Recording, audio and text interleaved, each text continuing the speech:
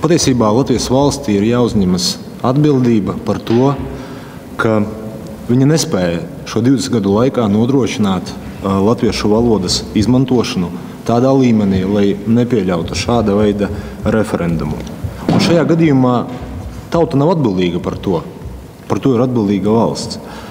Kā piemēru es vēlētos izmantot, piemēram, spāņu filozofi ļoti plaši apskata šo jautājumu attiecībā uz tautām, uz nacionālu valsti, ņemot vērā īpaši viņu iekšienē pastāvošās problēmas, tad viena no secinājumiem, pie kuriem pieturās tiesību zinātnieki, ir tādi, ka primārais nav valoda, uz kuras pamata tiek veidota valsts. Primārais nav arī teritorija. Teritorija arī parāda tikai tās robežas, attiecībā uz kurām valsts eksistē.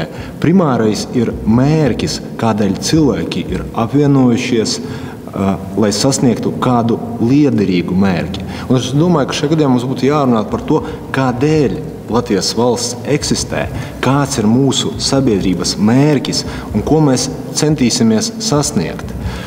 Es kategoriski esmu pret to, un tie ir pārmetumi gan integrācijas programmām, gan arī izglītības kvalitātei un izglītības ministrijai.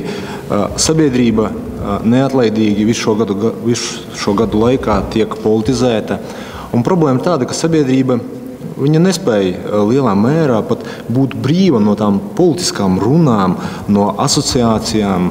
Tik tiešām mums ir jārunā par vienota un spēcīga sabiedriskā mēdīja izveidi, un tā arī ir valsts, nevis Latvijas tautas problēma.